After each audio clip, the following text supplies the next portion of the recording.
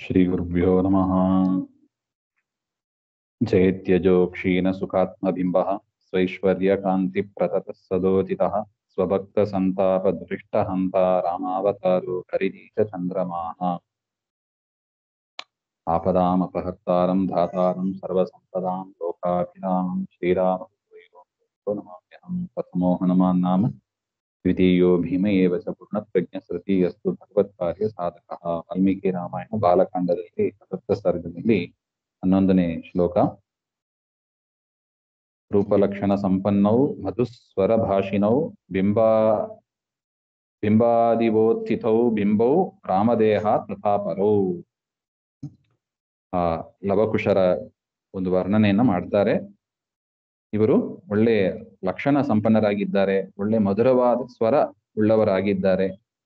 ಬಿಂಬಾದಿವೋತ್ಥಿತೌ ಬಿಂಬವು ಬಿಂಬನಿಂದ ಅದರ ಪರಮಾತ್ಮ ಎನ್ನತಕ್ಕ ಬಿಂಬನಿಂದ ಉತ್ಪನ್ನರಾದ ಪ್ರತಿಬಿಂಬರು. ರಾಮದೇಹ ತಥಾಪರೌ, ಪರಮಾತ್ಮನ ರಾಮಚಂದ್ರನ ಶರೀರದಿಂದಲೇ ಹುಟ್ಟಿದವರು, ಅದರಿಂದ ಪ್ರತಿಬಿಂಬರು, ರಾಮನಂತೆ ಇರ್ತಾರ ಅವರು ಕೂಡ ಅಂತ. ತೌ ರಾಜಪುತ್ರೌ ಕಾರ್ತ್ಸ್ನೇಯನ ಧರ್ಮ್ಯಮಾಖ್ಯಾನಮುತ್ತಮಂ ವಾಚೋ ವಿಧೇಯಂ ತತ್ಸರ್ವಂ ಕೃತ್ವಾ ಕಾವ್ಯಂ ಅನಿಂದಿತೌ. ಈ ರೀತಿಯಾಗಿ ರಾಜಪುತ್ರರು ಇವರು ಕಾರ್ತ್ಸ್ನೇಯನ ಧರ್ಮ್ಯಂ ಆಖ್ಯಾನಂ ಅನುತ್ತಮಂ ಅಂತ ಅದ್ಭುತವಾದ ಕಾವ್ಯ, ಧರ್ಮ್ಯ ಅಂತ ಎನಿಸ್ಕೊಳ್ಳತಕ್ಕದ್ದು, ಅಂದ್ರೆ ಧರ್ಮದ ಪ್ರತಿಪಾದಕವಾದ ಆ ಕಾವ್ಯ, ಅದೆಲ್ಲವನ್ನು ಕೂಡ ಅನಿಂದಿತವು, ಯಾವ ನಿಂದನೆಯೂ ಇಲ್ಲ, ಅಂದ್ರೆ ಯಾವ ದೋಷಗಳೂ ಇಲ್ಲದಂತ ಆ ರಾಜಪುತ್ರರು ಅವರು ಸರಿಯಾಗಿ ಅದನ್ನ ಅಧ್ಯಯನ ಮಾಡಿ ಅದನ್ನ ಎಲ್ಲ ಕಡೆ ಹಾಡಿದರು ಅಂತ ಅರ್ಥ. ಋಷೀಣಾಂಚ ದ್ವಿಜಾತೀನಾಂ ಸಾಧೂನಾಂಚ ಸಮಾಗಮೇ ಯಥೋಪದೇಶಂ ತತ್ವಜ್ಞೌ ಜಗತುಸ್ಥೌ ಸಮಾಹಿತೌ ಮಹಾತ್ಮಾನೋ ಮಹಾಭಾಗೌ ಸರ್ವಲಕ್ಷಣ ಲಕ್ಷಿತೌ.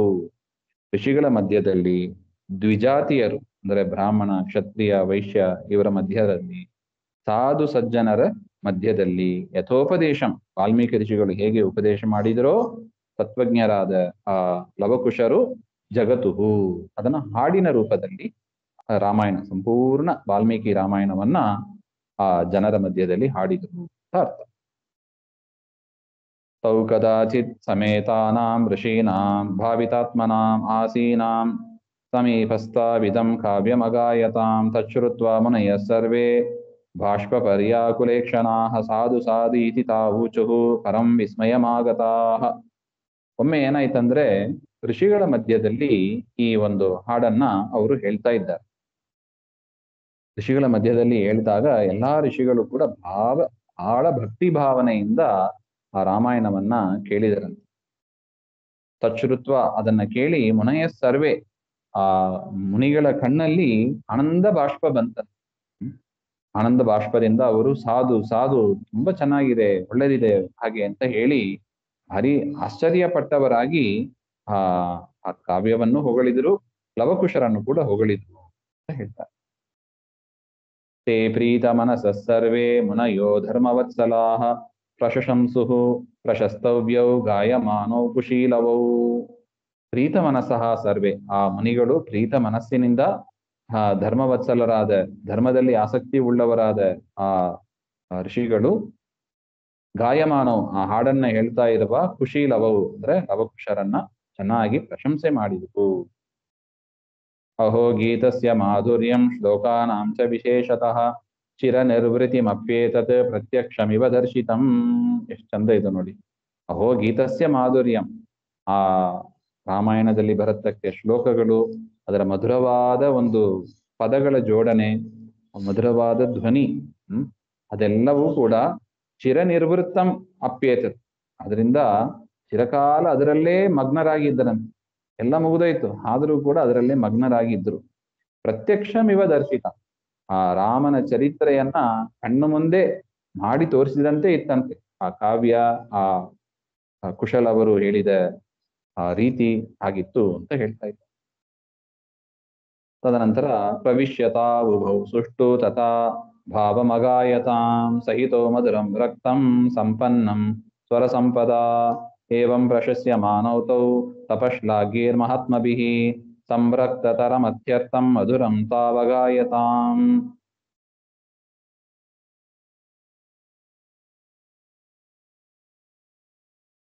ಪ್ರವಿಶ್ಯತೌ ಉಭೌ ಸುಷ್ಟು ತಥಾ ಭಾವಮಗಾಯತಾಂ. ಸಹಿತೌ ಮಧುರಂ ರಕ್ತಂ ಸಂಪನ್ನಂ ಸ್ವರಸಂ. ಅದ್ಭುತವಾದ ಮಧುರವಾದ ಧ್ವನಿಯಿಂದ ಅವರು ಹಾಡ್ತಾ ಇದ್ರು. ಭಾವಂ ಸುಷ್ಟು ಪ್ರವಿಶ್ಯ ಅಂದ್ರೆ ರತಿಹಾಸಾದಿ ಭಾವ ಯಥಾ ಪ್ರಕಾಶಿತ. ರತಿ, ಹಾಸ ಇದೆಲ್ಲ ಭಾವನೆಗಳು, ಮನಸ್ಸಿನ ಭಾವನೆಗಳು. ಅದು ಹೇಗೆ ಪ್ರಕಾಶವಾಗುತ್ತದೋ ಆ ರೀತಿಯಾಗಿ ಅದರಲ್ಲಿ ಮುಳುಗಿದ್ದರಂತೆ ಆ ಋಷಿಗಳೆಲ್ಲ, ಆ ಭಾವನೆಗಳಲ್ಲಿ ತಲ್ಲೀನರಾಗಿದ್ದು. ಅದರಿಂದ ಎಲ್ಲರೂ ಹೊರಗೆ ಬಂದ್ರು ಅಂತಾನು ಹೇಳ್ತಾರೆ. ರಕ್ತಂ ರಾಗ ಸಂಯುಕ್ತಂ ಯಥಾ ಭವತಿ. ಅವರೆಲ್ಲರಿಗೂ ಕೂಡ ಭಾರಿ ಆಸಕ್ತಿ ಆಯ್ತಂತೆ ಅಂತ ಆ ರಾಮಾಯಣದಲ್ಲಿ. ಆ ರೀತಿಯಾಗಿ ಅವರು ಹಾಡಿದರು ಅಂತ. ತದನಂತರ ಪ್ರಶಸ್ಯಮಾನೌತೌ ತಪಶ್ಲಾಘ್ಯೈಹಿ ಮಹಾತ್ಮಭಿಃ ಸಂರಕ್ತತರಂ ಅತ್ಯರ್ಥಂ ಮಧುರಂ ತೌ ಅಘಾಯತ್. ಆ ರೀತಿಯಾಗಿ ಆ ಋಷಿಗಳು ತಪಸ್ ಶ್ಲಾಘ್ಯ ಮರ್ಯಾದೆಗೆ ಯೋಗ್ಯರಾದವರು, ಪೂಜ್ಯರು ಅಂತ. ಅಂತ ಮಹಾತ್ಮಭಿಃ ಅಂತ ಋಷಿ ಜನರಿಂದ ಸಂರಕ್ತ ತರಂ ಅತ್ಯರ್ಥಂ ಮಧುರಂ ತೌ ಅಗಾಯತ್. ಅವರ ಸನ್ನಿಧಾನದಲ್ಲಿ ಅದ್ಭುತವಾಗಿ ಆ ಹಾಡನ್ನ ಅವರು ಹಾಡಿ ಮುಗಿಸಿದ್ರು ಅಂತ ಹೇಳ್ತಾ ಇದ್ರು. ಪ್ರೀತಃ ಕಶ್ಚಿನ್ ಮುನಿಸ್ತಾಭ್ಯಾಂ ಸಂಸ್ಥಿತಃ ಕಲಶಂ ದದೋ ಪ್ರಸನ್ನೋ ವಲ್ಕಲೆ ಕಶ್ಚಿತ್ ದದೌ ತಾಭ್ಯಾಂ ಮಹಾಯಶಾಃ. ಈ ಹಾಡಿನಿಂದ ಸಂತುಷ್ಟರಾಗಿ ಮುನಿಗಳು ಕೆಲವು ಗಿಫ್ಟ್ ಅನ್ನು ಕೂಡ ಕೊಟ್ರು ಅಂತ. ಕೆಲವರು ಕಲಶವನ್ನ ಕೊಟ್ರಂತೆ ಲವಕುಶರಿಗೆ. ಇನ್ನು ಕೆಲವರು ಪ್ರಸನ್ನರಾಗಿ ವಲ್ಕಲ ಉಡುವ ವಸ್ತ್ರ ಅದನ್ನು ಕೊಟ್ಟರು. ಇನ್ನು ಕೆಲವರು ಕೃಷ್ಣಾಜಿನವನ್ನು ಕೊಟ್ಟರು. ಪ್ರಾದಾದ್ ಯಜ್ಞಸೂತ್ರಂ ಜನಿವಾರವನ್ನ ಕೆಲವರು ಕೊಟ್ಟರು. ಕೆಲವರು ಕಮಂಡಲುವನ್ನು ಕಮಂಡಲು ಕೊಟ್ಟು ಅವರ ಸಂತೋಷವನ್ನ ಅಭಿವ್ಯಕ್ತಪಡಿಸಿದ್ರು. ಕೆಲವರು ಮೌಂಜಿ, ಸೊಂಟದಲ್ಲಿ ಕಟ್ಟುವ ಒಂದು ದರ್ಬೆಯ ಹುಲ್ಲು ಹಗ್ಗದಂತೆ ಇರುತ್ತೆ, ಅದನ್ನು ಕೊಟ್ಟರು. ಭೃಸೀಂ ಅನ್ಯಸ್ತಥಾ ಪ್ರಾದಾತ್ ಕೋಪೀನಂ ಅಪರೋ ಮುನಿಃ ತಾಭ್ಯಾಂ ದದೋ ತದಾ ಕುಠಾರಂ ಅಪರೋ ಮುನಿಃ. ಇನ್ನು ಕೆಲವರು ಕೋಪೀನ, ಕುಠಾರ ಅಂದ್ರೆ ದರ್ಬೆಯನ್ನ ಕೊಲ್ಲೋದಕ್ಕೆ ಒಂದು ಸಣ್ಣ ಚಾಕು ತರ ಇರ್ತದೆ. ಆ ರೀತಿಯಾಗಿ ಅವರಿಗೆ ಉಪಯುಕ್ತವಾದ ಪದಾರ್ಥಗಳನ್ನೆಲ್ಲ ಕೊಟ್ಟರು. ಕಾಷಾಯ ವಸ್ತ್ರ, ಕ್ಷೀರಂ ಅನ್ಯಃ ದದೌ, ಜಟಾಬಂಧಂ ಅನ್ಯಸ್ತು ಕಾಷ್ಟುರಜ್ಜಂ. ಆ ಜಟೆಯನ್ನು ಕಟ್ಕೊಳ್ಳೋದಕ್ಕೆ ಒಂದು ಹಗ್ಗ ತಲೆಯಲ್ಲಿ ಕಟ್ಕೊಂಡಿರ್ತಾರೆ, ಅದನ್ನು ಕಾಷ್ಟರಜ್ಜು ಅಂತಾರೆ, ಅದನ್ನು ಕೂಡ ಕೊಟ್ಟರು. ಯಜ್ಞ ಭಾಂಡ ಮೃಷಿಹಿ ಕಶ್ಚಿತ್ ಕಾಷ್ಟಭಾರಂ. ಇನ್ನು ಯಜ್ಞಕ್ಕೆ ಬೇಕಾದ ಪಾತ್ರೆಗಳು, ಕಾಷ್ಟಗಳು ಅದನ್ನೆಲ್ಲ ಕೊಟ್ಟರು. ಔದುಂಬರೀಂ ಭೃಸೀಮನ್ಯೆ. ಭೃಸಿ ಅಂದ್ರೆ ಋಷಿಗಳು ಕೂಡ ಆಸನ ಅಂತ ಕರೀತಾರೆ. ಅಂದ್ರೆ ಈ ದರ್ಭಾಸನ ಅಂತ ಕರೀತಾರೆ. ದರ್ಬೆಯನ್ನ ಹಾಕಿ ಅದರಲ್ಲೇ ಆಸನ ಮಾಡಿರ್ತಾರೆ, ಅದನ್ನ ಭೃಸಿ ಅಂತ ಕರೀತಾರೆ. ಅದನ್ನ ಕೊಟ್ರು ಅಂತ ಹೇಳ್ತಾ ಇದ್ರು. ಇನ್ನು ಕೆಲವರು ಆಯುಷ್ಯಂ ಅಪರೆ ಪ್ರಾಹು, ದೀರ್ಘಾಯುಷ್ಮಾನ್ ಭವ, ದೀರ್ಘ ಆಯುಷ್ಯ ಉಳ್ಳವನಾಗಿ ಇರು ಅಂತ ಕೆಲವರು ಆಶೀರ್ವಾದವನ್ನ ಮಾಡಿದರು. ದದುಶ್ಚೈವ ವರಾನ್ ಸರ್ವೆ, ಕೆಲವರು ವರಗಳನ್ನು ಕೊಟ್ರು ಅಂತ ಈ ರೀತಿಯಾಗಿ ಅದನ್ನು ಕೂಡ ಇಲ್ಲಿ ಹೇಳ್ತಾ ಇದ್ದಾರೆ. ಆಶ್ಚರ್ಯಮಿದಮಾಖ್ಯಾನಂ ಮುನಿನಾ ಸಂಪ್ರಕೀರ್ತಿತಂ ಪರಂ ಕವೀನಾಂ ಆಧಾರಂ ಸಮಾಪ್ತಂ ಚ ಯಥಾಕ್ರಮಂ ಅಂತ ಅದ್ಭುತವಾದ ಆಖ್ಯಾನ ರಾಮಾಯಣ ಚರಿತ್ರೆ.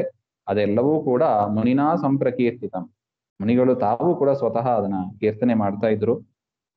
ಅಂತ ಒಂದು ಅದ್ಭುತವಾದ ಅಲ್ಲಿ ರಾಮಾಯಣ ಉಪನ್ಯಾಸ ಅದು ಅಲ್ಲಿ ಮುಗೀತು ಅಂತ ಹೇಳ್ತಾ ಇದ್ದಾರೆ. ಇನ್ನು ಮುಂದೆ ಏನಾಯ್ತು ಎಂಬುದನ್ನು ಮತ್ತೆ ನೋಡೋಣ. ಶ್ರೀಮಧ್ವಾಂತರ್ಗತ ಶ್ರೀಕೃಷ್ಣ ಆತ್ಮಂ ಶ್ರೀ ಹರೇ ನಮಃ.